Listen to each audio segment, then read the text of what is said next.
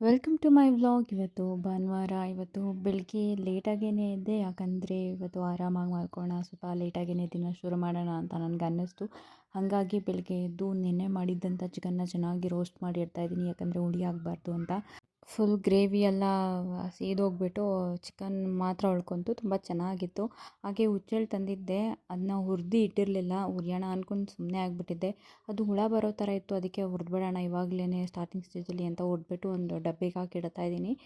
ಹಾಗೆ ಹೀರೆಕಾಯಿ ಎಲ್ಲ ಕಟ್ ಮಾಡ್ಕೋತಾ ಇದ್ದೀನಿ, ಹೀರೆಕಾಯಿ ಗೊಜ್ಜು ಮಾಡೋಣ ಅಂತ. ನನಗೆ ಬೆಳಗಿನ ತಿಂಡಿಗೆ ಪೊಂಗಲ್ ಮಾಡಬೇಕು ಅಂತ ಇತ್ತು, ಆದರೆ ಮನೆಯಲ್ಲಿ ರವೆ ರೊಟ್ಟಿ ಮಾಡಿಕೊಡ್ಬೇಕು ಅಂತ ಕೇಳ್ಕೊಂಡಿದ್ದಕ್ಕೆ ನಾನು ರವೆ ರೊಟ್ಟಿ ಮಾಡೋಣ ಅಂತ ಅಂದ್ಕೊಂಡು ರವೆ ತರಿಸ್ದೆ. ರವೆಗೆ ಹೀರೆಕಾಯಿ ಗೊಜ್ಜು ಮಾಡೋಣ ಅಂತ ಅಂದ್ಕೊಂಡೆ. ನನ್ನ ಹಸ್ಬೆಂಡ್ ಬರೀ ಚಟ್ನೀಲಿ ಖಾರದಲ್ಲೆಲ್ಲ ತಿನ್ನಲ್ಲ, ಹಂಗಾಗಿ ಹೀರೆಕಾಯಿ ಗೊಜ್ಜು ಮಾಡೋಣ ಇದಕ್ಕೆ ಅಂತ ಅಂದ್ಕೊಂಡೆ.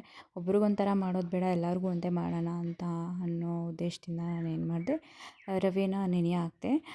ರವೆ ರೊಟ್ಟಿ ಥರ ಬರಬೇಕು ಅಂತಂದರೆ ಓನ್ಲಿ ರವೆಲೇ ರೊಟ್ಟಿ ಮಾಡೋಕ್ಕಾಗಲ್ಲ. ರವೆಗೆ ಅಕ್ಕಿ ಅಥವಾ ಈ ರಾಗಿ ಹಸಿಟ್ಟು ಏನಾದ್ರು ಯೂಸ್ ಮಾಡಬೇಕು. ನಾವು ಬರೀ ರವೆನೇ ನೆನೆ ಹಾಕಿ ಹಂಗೆ ಹಾಕ್ತೀವಿ ಅಂದರೆ ಲಿಟಲ್ ಸ್ವಲ್ಪ ದೋಸೆ ಥರ ಬರುತ್ತೆ, ಅಂದರೆ ಕಂಪ್ಲೀಟಾಗಿ ನಿಮಗೆ ರಫಾಗಿ ಬರೋದಿಲ್ಲ. ಅದು ಎಡವಟ್ಟಾಗಿದ್ದೀವತ್ತು ಹಾಗೇನೆ ನನಗೆ. ನಾನೇನು ಮಾಡಿದೆ, ಬರೀ ರವೆಲೇ ಮಾಡೋಣ ಅಂತೇಳಿ ಮಾಡಿದೆ. ಅದು ನನಗೆ ರೊಟ್ಟಿ ಥರ ಬರಲಿಲ್ಲ, ಸ್ವಲ್ಪ ಸಾಫ್ಟಾಗಿ ಬಂದುಬಿಡ್ತು. ನೀವು ಅಲ್ಲೇ ಮೇಲೆ ತುಂಬ ತೆಳ್ಳಗೆ ಸ್ಪ್ರೆಡ್ ಮಾಡಿದ್ರೆ ಅದು ರೊಟ್ಟಿ ಥರ ರಫಾಗಿ ಬರುತ್ತೆ, ಹಂಗೆ ಹಾಕ್ಬೋದು, ಏನು ತೊಂದರೆ ಇಲ್ಲ. ಅದೇ ಕಾನ್ಫಿಡೆಂಟಲ್ಲೇ ನಾನು ಇದ್ದೆ, ಆ ಥರನೇ ಮಾಡ್ಕೊಳ್ಳೋಣ ಅಂತೇಳ್ಬಿಟ್ಟು ಗೊಜ್ಜಿಗೆ ಎಲ್ಲ ಪ್ರಿಪೇರ್ ಮಾಡಿಕೊಂಡು ಗೊಜ್ಜೆಲ್ಲ ಮಾಡಿದೆ ಅಷ್ಟು ಚೆನ್ನಾಗಿ. ಮತ್ತು ಚಟ್ನಿ ಎಲ್ಲ ಆಡಿಸ್ಕೊಂಡೆ, ಅಷ್ಟು ಚೆನ್ನಾಗಿ ಮಾಡಿಕೊಂಡೆ. ಎಲ್ಲನೂ ಮಾಡಿಕೊಂಡು ಫೈನಲಿ ನನ್ನ ಹಸ್ಬೆಂಡ್ಗೆ ಹಾಕ್ಕೊಟ್ಟೆ, ಅವರು ತಿಂತಾಯಿದ್ರು. ಎಲ್ಲ ಆಯಿತು. ಎಲ್ಲ ಆದಮೇಲೆ ನಮ್ಮ ಮನೆಯಲ್ಲಿ ಒಂದು ಏನೋ ಅನಾವಶ್ಯಕ ಮಾತುಕತೆ ಬೆಳೆದು ಒಂದು ಸ್ವಲ್ಪ ಜಗಳ ಆಗೋಯಿತು. ನಾನು ಅಲ್ಲಿಗೆ ಸುಮ್ಮನಾಗ್ಬಿಟ್ಟೆ. ಎಲ್ಲ ಆಮೇಲೆ ಅದೇ ಸರೋಯ್ತು. ಬಟ್ ಏನು ಅನ್ನಿಸ್ತು ನನಗೆ ಫೈನಲಿ ಅಂತಂದರೆ, ಯಾರ ಮನೆಯಲ್ಲೂ ಜಗಳ ಆಗ್ದಂಗೆ ಏನಿರಲ್ಲ, ಪ್ರತಿಯೊಂದು ಮನೆಯಲ್ಲೂ ಇದ್ದದ್ದೇ ಜಗಳ ಅನ್ನೋದು. ಈ ಥರದ ಸಂದರ್ಭಗಳಲ್ಲಿ, ಈ ಥರದ ಸಮಸ್ಯೆಗಳಲ್ಲಿ ನಾನು ಸಲ್ಯೂಷನ್ ಬಗ್ಗೆ ತುಂಬ ತಲೆ ಕೆಡಿಸ್ಕೋತೀನಿ, ಯೋಚನೆ ಮಾಡ್ತೀನಿ. ಆವಾಗ ನನಗೆ ಸಿಕ್ಕಿರುವ ಒಂದು ಸೊಲ್ಯೂಷನ್ ಬಗ್ಗೆ ನಾನು ನಿಮ್ಮ ಹತ್ರ ಮಾತಾಡ್ತಾ ಇದ್ದೀನಿ. ಜಗಳ ಅನ್ನೋದು ಪ್ರತಿಯೊಂದು ಮನೇಲೂ ಇರುತ್ತೆ. ಜಗಳ ಯಾಕೆ ಶುರುವಾಗುತ್ತೆ, ಹೆಂಗೆ ಶುರುವಾಗುತ್ತೆ ಅಂತ ಯಾರಿಗೂ ಗೊತ್ತಾಗಲ್ಲ. ತುಂಬ ದೊಡ್ಡ ದೊಡ್ಡ ಜಗಳಗಳು ಬಿಟ್ಬಿಡಿ, ಅದನ್ನು ಸೈಡ್ಗೆ ಇಟ್ಬಿಡೋಣ. ಆದರೆ ಕಾಮನ್ನಾಗಿ ಮನೆ ಒಳಗೇ ಸಣ್ಣ ಪುಟ್ಟ ವಿಚಾರಕ್ಕೆ, ಅಡುಗೆ, ತಿಂಡಿ, ಊಟ, ಕೆಲಸ, ಯಾವುದೇ ವಿಚಾರಕ್ಕೆ ತಗೊಳ್ಳಿ, ಏನಾದರೂ ಒಂದು ಕಾರಣದಿಂದ ಹುಟ್ಬಿಡುತ್ತೆ. ಆದರೆ ಜಗಳ ಹುಟ್ಟೋದು ಒಂದು ಕಾರಣ ಇದ್ದರೆ, ಅದರ ಒಳಗಿನ ಭಾವನೆಗೆ ಇನ್ನೊಂದು ಕಾರಣ ಇರುತ್ತೆ. ಎರಡೂ ಕಾರಣಗಳು ಸೇರಿ ಒಂದು ಜಗಳ ಹುಟ್ಟುತ್ತೆ. ಅಂಥ ಸಂದರ್ಭದಲ್ಲಿ ಒಂದು ಪರ್ಸನ್ ತುಂಬ ಪೀಕ್ ಲೆವೆಲ್ಗೆ ಹೋಗ್ತಿದ್ದಾರೆ, ಕೋಪನ ಅನ್ಕಂಟ್ರೋಲಬಲ್ ಆಗಿ ನಿಮಗೆ ತೋರಿಸ್ತಿದ್ದಾರೆ ಅಂದಾಗ ಆಪೋಸಿಟ್ ಸೈಡಲ್ಲಿರುವ ನಾವು ಸೈಲೆಂಟ್ ಆಗೋದು ತುಂಬ ಒಳ್ಳೆಯದು. ನಿಮಗೆ ಅನ್ನಿಸ್ಬೋದು, ನಂದೇನು ತಪ್ಪಿದೆ, ನಾನು ಸರಿಯಾಗಿದ್ದೀನಲ್ಲ ಅಂತ ಅನ್ನಿಸ್ಬೋದು. ಅಥವಾ ನಿಮಗೆ ಅಲ್ಲಿ ವಾದ ಮಾಡ್ತಿದ್ದಾಗ ನಿಮಗೆ ಟ್ರಿಗರ್ ಆಗ್ಬೋದು, ಏನೇ ಆಗ್ಬೋದು. ಆದರೆ ಎಲ್ಲನೂ ಸಹಿಸ್ಕೊಂಡು ಒಂದು ನಿಮಿಷ ಶಾಂತ ರೀತಿಯಿಂದ ವರ್ತಿಸ್ಬಿಟ್ರೆ ಆ ಸಮಸ್ಯೆ ಆಟೋಮೆಟಿಕ್ಕಾಗಿ ಸಾಲ್ವ್ ಹೋಗ್ಬಿಡುತ್ತೆ. ಬಹುಶಃ ನಾವು ಆ ಟೈಮಲ್ಲಿ ನಮ್ಮ ಈಗೋನ ತ್ಯಾಗ ಮಾಡಿರ್ತೀವಿ ಅಷ್ಟೇ, ಆದರೆ ಸಂಬಂಧನ ಉಳಿಸ್ಕೊಂಡಿರ್ತೀವಿ.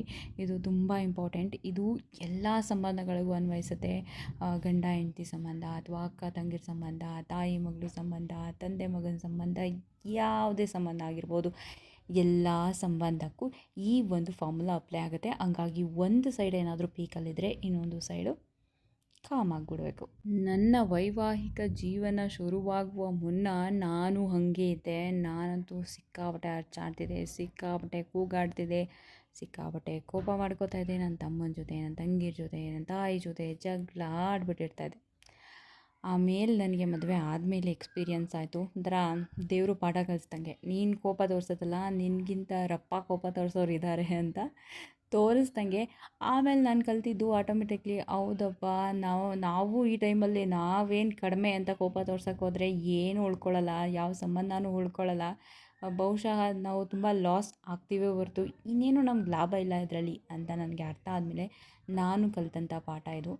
ಕಾಮ್ ಆಗಿಬಿಡೋದು, ಆ ಕ್ಷಣಕ್ಕೆ ಸೈಲೆಂಟ್ ಆಗಿಬಿಡೋದು.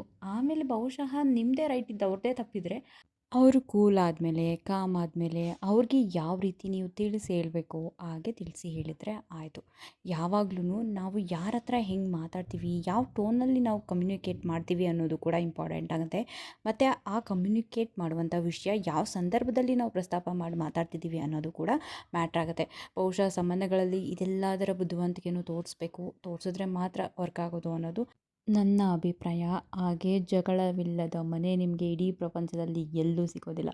ಹಾಗೆ ಇವತ್ತು ನಮ್ಮ ನಿರ್ವೇದದ ಬರ್ತಡೇ ಇತ್ತು. ನಿರ್ವೇದ್ ಬಂದು ನನ್ನ ಅತ್ತೆಯ ಮೊಮ್ಮಗ, ನನ್ನ ಸ್ವಂತ ಅತ್ತೆಯ ಮೊಮ್ಮಗ. ಆ್ಯಂಡ್ ಅವನ ಬರ್ತ್ಡೇ ಇತ್ತು ಇವತ್ತು. ನನಗೆ ಗೊತ್ತೇ ಇಲ್ಲ, ನನಗೆ ಮಧ್ಯಾಹ್ನ ಮೇಲೆ ಗೊತ್ತಾಯಿತು ಅವ್ನ ಬರ್ತ್ಡೇ ಇದೆ ಅಂತ. ಅರೇಂಜ್ ಮಾಡಿದರು, ನಮಗೂ ಕರೆದಿದ್ರು, ನಾವು ಹೋಗಿದ್ವಿ. ಅವನಂತೂ ತುಂಬ ಚೆನ್ನಾಗಿ ಕೋಪ್ರೇಟ್ ಮಾಡಿ ಎಲ್ಲರಿಗೂ ಕೇಕ್ ಕಟ್ ಮಾಡಿ ತಿನ್ನಿಸ್ತಾ ಇದ್ದ.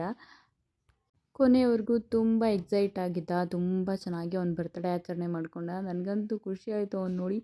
ಎಷ್ಟು ಚೆನ್ನಾಗಿ ಅವನಿಗೆ ಮಾತು ಇನ್ನೂ ಅಷ್ಟು ಬರೋಲ್ಲ, ಬಟ್ ಆದರೂ ಎಲ್ಲರಿಗೂ ತಿನ್ನಿಸೋದು, ಅವ್ರು ತಿನ್ನಿಸ್ದಾಗ ತಿನ್ನೋದು, ಮತ್ತು ಅವನೇ ಓನಾಗಿ ತಿನ್ನಿಸ್ತಾ ಇದ್ದ. ಅದಂತೂ ನಂಗೆ ತುಂಬ ಇಷ್ಟ ಆಗ್ತಿತ್ತು.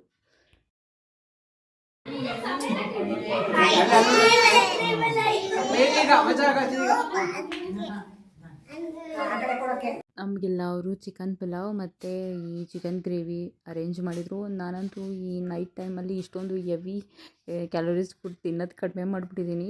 ಇವತ್ತು ತಿಂದೆ. ಸಾಮಾನ್ಯವಾಗಿ ಈ ಥರ ಹೆವಿ ಕ್ಯಾಲೋರೀಸ್ನ ನೈಟ್ ಟೈಮಲ್ಲಿ ತಿಂದರೆ ಸ್ವಲ್ಪ ಗ್ಯಾಸ್ಟ್ರಿಕ್ ಆಗಿಬಿಡುತ್ತೆ ನನಗೆ. ಇನ್ನು ನಮ್ಮ ಅಜ್ಜಿ ಹುಷಾರಾಗಿದ್ದಾರೆ. ನಾನು ಓದ್ಲಾಗಲ್ಲ ಹೇಳ್ದೆ ಅಲ್ಲ ಹುಷಾರಿಲ್ಲ ಅಂತ. ಇವಾಗ ಸ್ವಲ್ಪ ಆರಾಮಾಗಿದ್ದಾರೆ. ಅವ್ರಿಗೆ ಬಿ ಪಿ ವೇರಿಯೇಷನ್ ಆಗಿತ್ತು ಮತ್ತು ಡೈಜೆಷನ್ ಇಶ್ಯೂ ಇತ್ತು ಅಷ್ಟೇ. ಅದರ್ವೈಸ್ ಇನ್ನೇನಿಲ್ಲ, ತೊಂದರೆ ಇಲ್ಲ. Birthday boy. ಯಾರಿವನು ಯಾರಿವನು ಯಾರವನು? Nirved. Wish you happy birthday Nirved. Wish you happy birthday.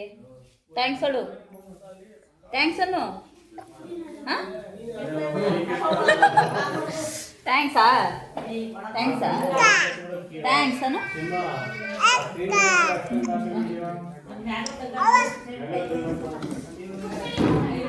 ಇನ್ನೂ ಅಷ್ಟಾಗಿ ಮಾತಾಡೋಕ್ಕೆ ಬರೋದಿಲ್ಲ ಅವನಿಗೆ. ಆದರೆ ನಾವೇನಾದರೂ ಹೇಳಿದ್ರೆ ರೆಸ್ಪಾನ್ಸ್ ಮಾಡ್ತಾನೆ, ಟ್ರೈ ಆದರೂ ಮಾಡ್ತಾನೆ. ಪ್ರತಿ ಸಾರಿನೂ ಕೂಡ ಅಷ್ಟೇ, ಅವನು ಒಂದು ಟ್ರೈ ಮಾಡ್ತಾನೆ. ಅವನಿಗೆ ಥ್ಯಾಂಕ್ಸ್ ಹೇಳೋಕ್ಕೆ ಬರ್ತಾಯಿಲ್ಲ, ಅದಕ್ಕೆ ಜಸ್ಟ್ ಅಂದರೆ ಹೇಳಿದೆ ಅನ್ನೋ ರೀತಿಯಲ್ಲಿ ನಮಗೆ ಅವನ ಆ್ಯಕ್ಷನಲ್ಲೇ ಅರ್ಥ ಆಗಿಬಿಡುತ್ತೆ. ಈ ಸಾರಿ ಅಂತಲ್ಲ, ಅವ್ನು ಪ್ರತಿ ಬಾರಿ ಮಾತಾಡಿಸ್ದಾಗ್ಲೂ ಹೀಗೆ ಮಾಡ್ತಾನೆ. ನಾವೇನಾದರೂ ಕೇಳಿದಾಗ ಅದಕ್ಕೆ ಒಂದು ರೆಸ್ಪಾನ್ಸ್ ಮಾಡೇ ಮಾಡ್ತಾನೆ. ಹಾಗೆ ಈ ಚಿಕನ್ ಪಲಾವ್ ಅಂತೂ ತುಂಬ ಸಿಂಪಲ್ಲಾಗಿತ್ತು. ನನಗೆ ತುಂಬ ಇಷ್ಟ ಆಯಿತು. ಇದು ಬಿರಿಯಾನಿ ಅಲ್ಲ, ಇದು ಚಿಕನ್ ಪಲಾವ್ ಆ್ಯಕ್ಚುಲಿ. ಬಿರಿಯಾನಿಗೆ ಇದ್ದಷ್ಟು ಮಸಾಲೆ ಇರಲಿಲ್ಲ, ಬಟ್ ಆದರೆ ಸಖತ್ ಟೇಸ್ಟಿಯಾಗಿತ್ತು. ನಾನು ಅಂದ್ಕೊಂಡಿದ್ದು ನಮ್ಮ ಮನೇಲಿ ಟ್ರೈ ಮಾಡೋಣ ಅಂತ. ಇದನ್ನು ಮಾಡಿದ್ದು ನಮ್ಮ ದೊಡ್ಡಮ್ಮನ ಮಗ. ಸೊ ನಾನು ಅವನ ಹತ್ರ ಮಾತಾಡಿಬಿಟ್ಟು ಕೇಳಿಕೊಂಡು ಮಾಡ್ತೀನಿ. ನನಗೇನೋ ತುಂಬ ಇಷ್ಟ ಆಯಿತು.